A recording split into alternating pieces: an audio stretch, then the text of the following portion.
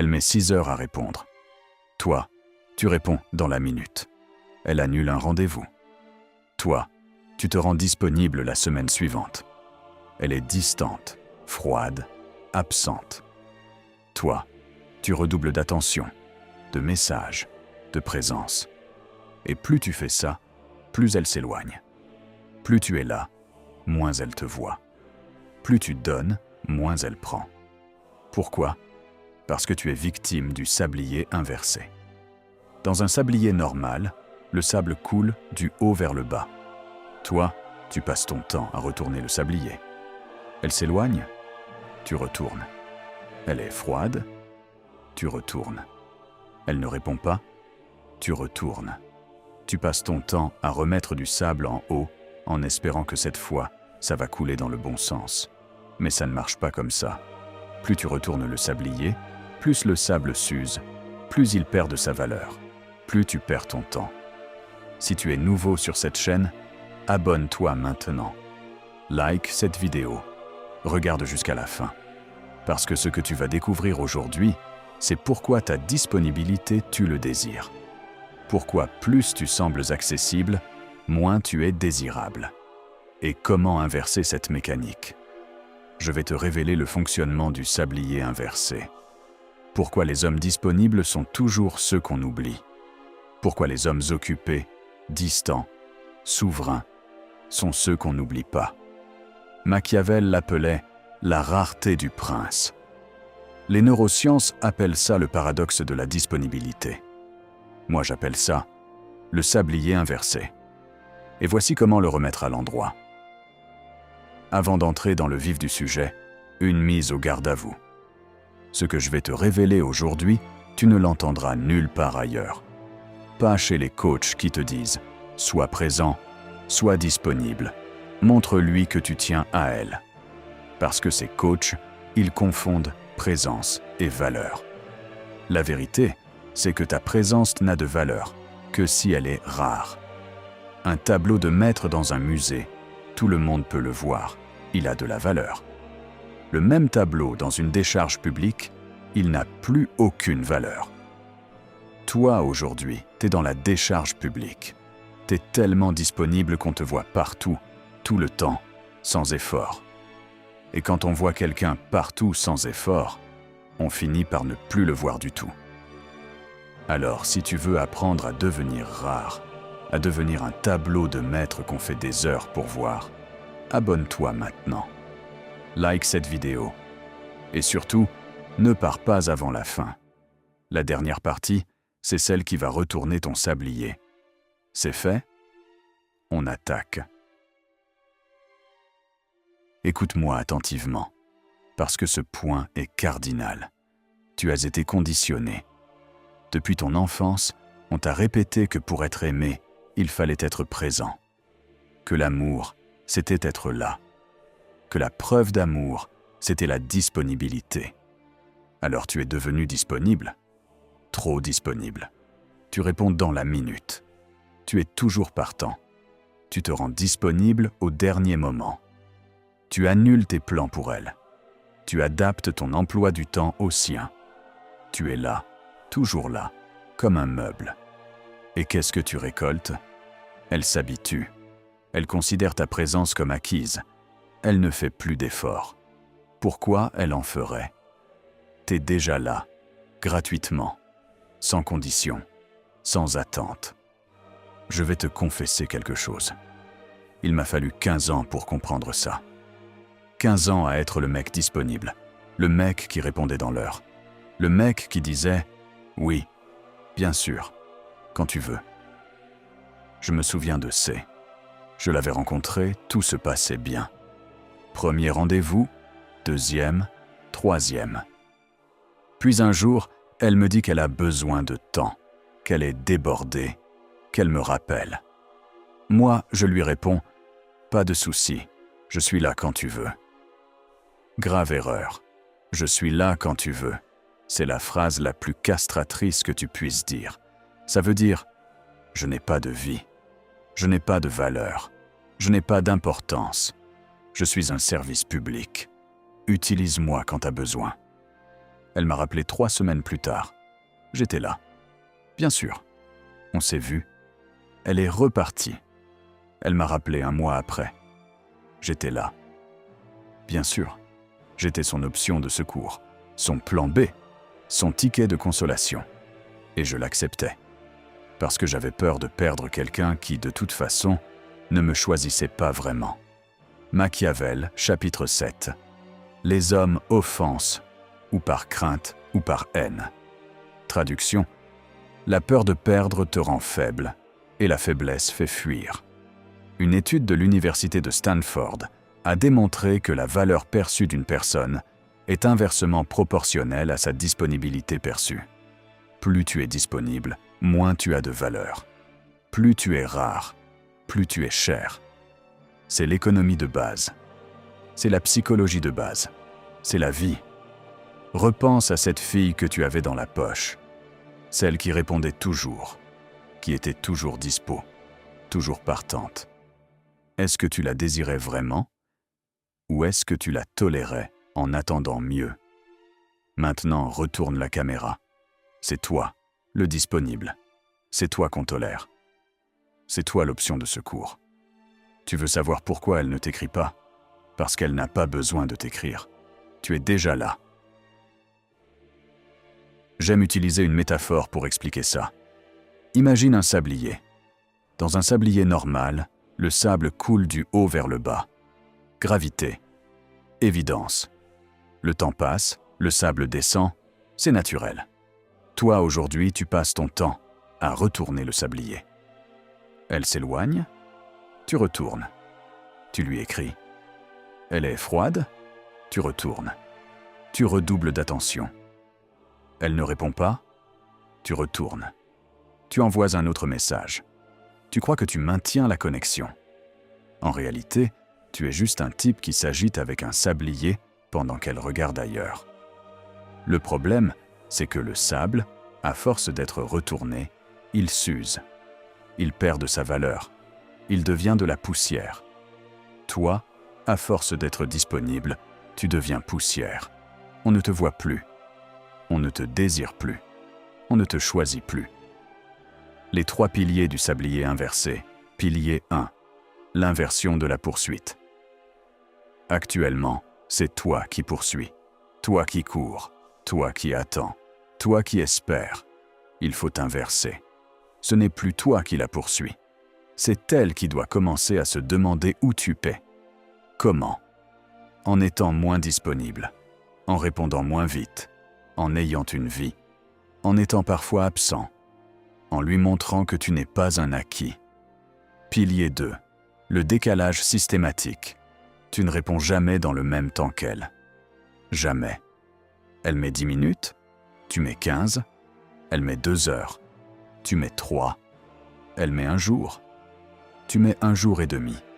Tu n'es pas en train de jouer, tu es en train de rééquilibrer. Tu montres que ton temps a de la valeur, que tu n'es pas un robot programmé pour répondre immédiatement. Pilier 3. La vie pleine. Le meilleur moyen d'être moins disponible, c'est d'avoir une vie trop pleine pour être toujours disponible. Des projets, des passions, des amis, du sport, du travail, des objectifs. Quand ta vie est pleine, tu n'as pas le temps d'attendre ces messages. Quand ta vie est pleine, tu n'as pas besoin de courir après elle. Quand ta vie est pleine, tu deviens automatiquement plus rare, plus précieux. Maintenant, entrons dans le cerveau. Le désir n'est pas un choix, c'est une réaction neurochimique, et cette réaction a des règles.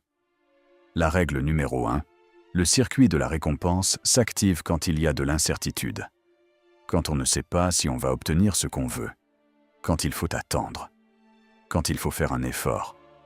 Toi, tu as supprimé toute incertitude. Tu es là, garanti, disponible, prévisible. Elle sait qu'en envoyant un message, elle aura une réponse rapide. Elle sait qu'en proposant un rendez-vous, tu seras partant. Elle sait qu'en s'éloignant, tu vas courir. Résultat, 0 incertitude. 0 activation du circuit de la récompense. zéro désir. Une étude en neurosciences a démontré que l'attente active 3 fois plus de dopamine que l'obtention immédiate. Attendre, c'est désirer. Obtenir tout de suite, c'est saturer. Toi, tu satures. Tu donnes tout de suite, sans attente. Elle n'a pas le temps de te désirer. Tu es déjà là. La deuxième règle, la rareté active l'attention. Le cerveau est programmé pour prêter attention à ce qui est rare. C'est un biais de survie. Dans la savane, ce qui était rare, l'eau, la nourriture, méritait qu'on s'y intéresse. Ce qui était abondant, on pouvait l'ignorer. Toi, tu es abondant. Tu es partout. Tu es toujours là. Tu es l'eau qui coule du robinet, pas l'oasis dans le désert. Deviens l'oasis. Deviens rare. Deviens celui qu'on cherche, pas celui qu'on trouve sans effort. Parlons de Léo. Léo, c'est le roi du sablier inversé. Il retourne tout le temps. Elle met 3 heures à répondre. Léo répond dans la minute. Elle annule un rendez-vous. Léo dit « pas de souci, on remet quand tu veux ». Elle est distante. Léo envoie 3 messages pour savoir si tout va bien. Léo passe sa vie à retourner le sablier. Il est épuisé. Il est frustré. Il ne comprend pas pourquoi plus il est disponible, moins elle l'est.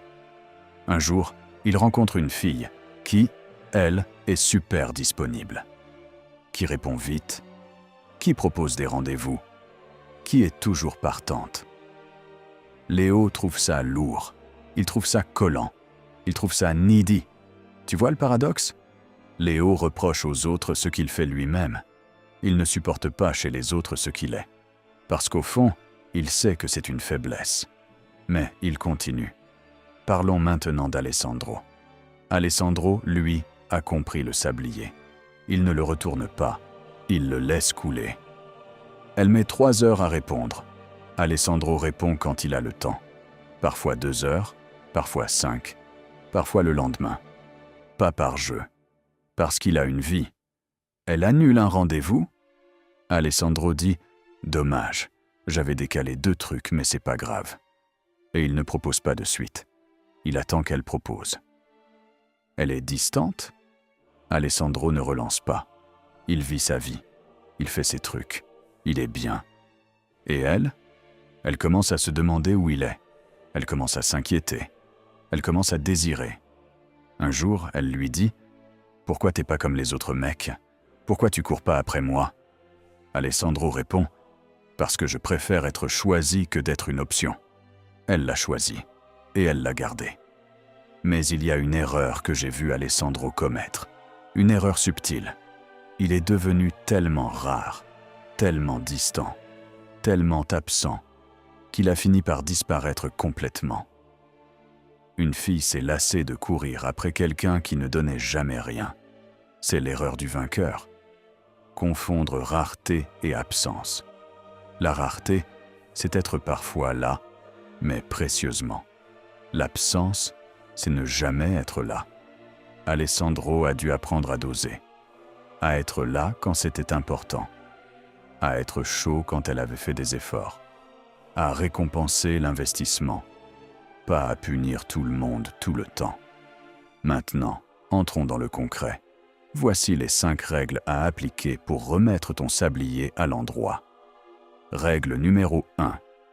Le délai minimum.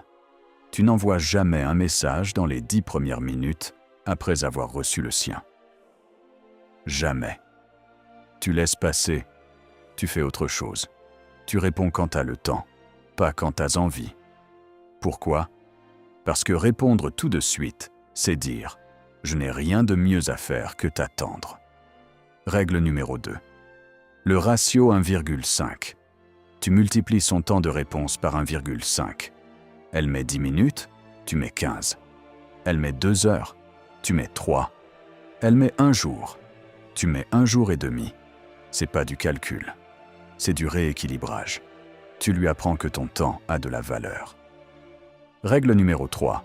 La conclusion asymétrique. C'est toi qui décides quand la conversation s'arrête, pas elle. Elle envoie le dernier message, tu le lis, Tu laisses sur lu, tu réponds plus tard. Tu ne nourris pas l'échange sans fin. Une conversation, ça se termine. Et c'est toi qui décides quand. Règle numéro 4. L'annonce d'indisponibilité. Parfois, tu ne te contentes pas d'être indisponible. Tu l'annonces. Là, je suis sur quelque chose. Je te reparle plus tard. Journée chargée, je réponds au compte-gouttes. Cette semaine, c'est dense. On se parle quand je souffle. Tu ne mens pas. Tu cadres. Tu lui apprends que ton temps est précieux, que ton attention se mérite. Règle numéro 5. La vie pleine d'abord. Avant de penser à elle, pense à toi. Remplis ta vie.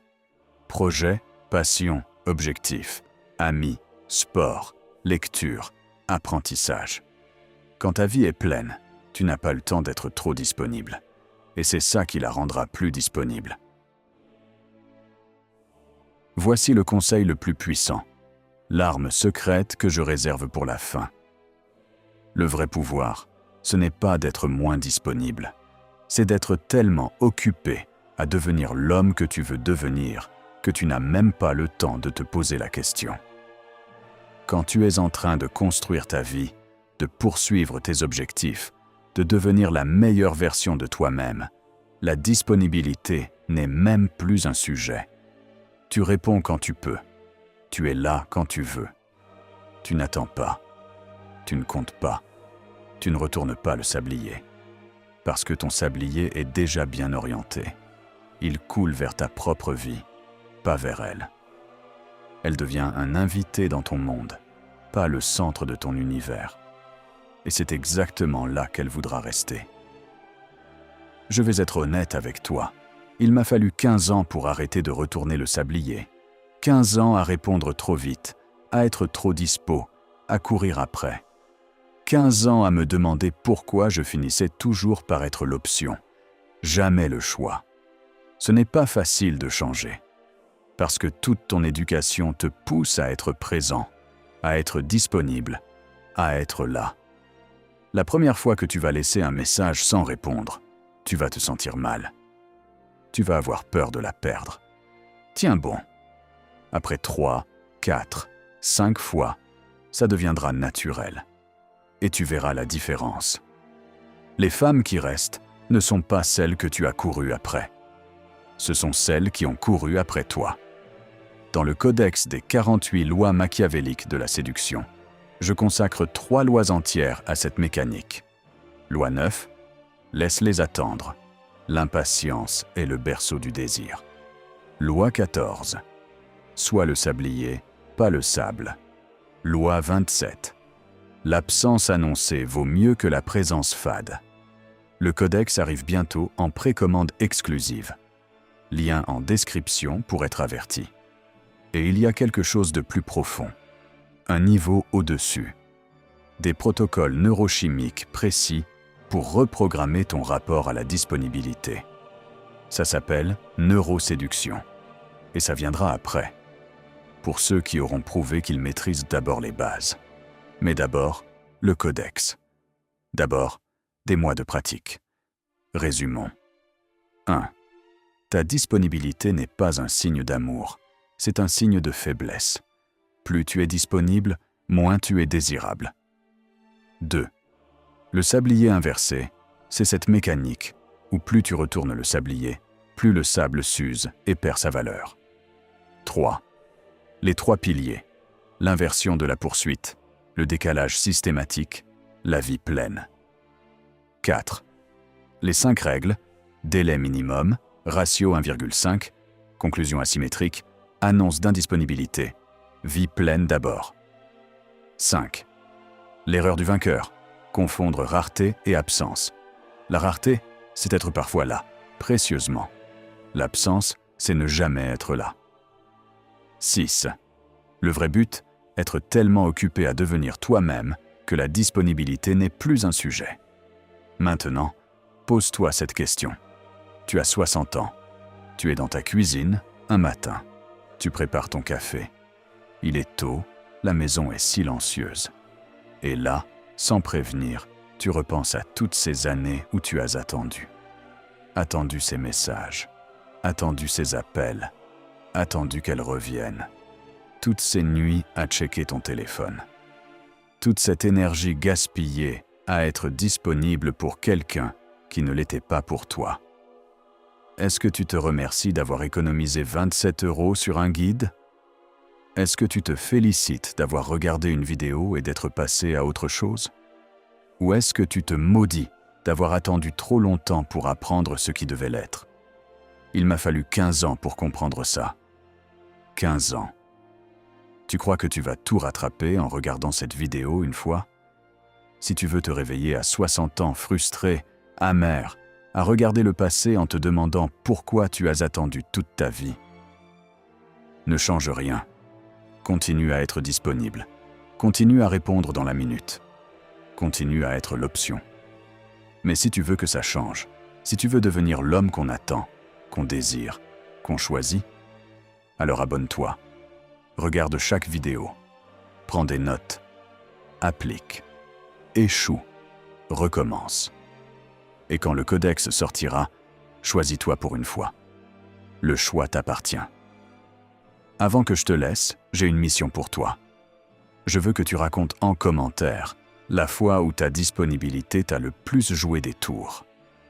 La fois où tu as attendu son message pendant des heures. La fois où tu as répondu dans la minute et qu'elle a mis 3 jours. La fois où tu as annulé des plans pour elle et qu'elle t'a posé un lapin. Moi, je commence. C'était avec C. Je suis là quand tu veux. Elle m'a pris au mot. Pendant 1 an. À toi. Raconte en commentaire. Je lirai chaque réponse. La prochaine vidéo s'appelle La forteresse silencieuse. Le langage corporel du pouvoir. Après-demain, le fantôme de l'ex. Comment ne jamais être comparé à ceux d'avant. Abonne-toi. Active la cloche. Sois là. Tout ce savoir que je t'ai livré aujourd'hui, les règles, les piliers, les exemples, utilise-le pour construire, pas pour te cacher. Pour devenir plus précieux, pas plus distant.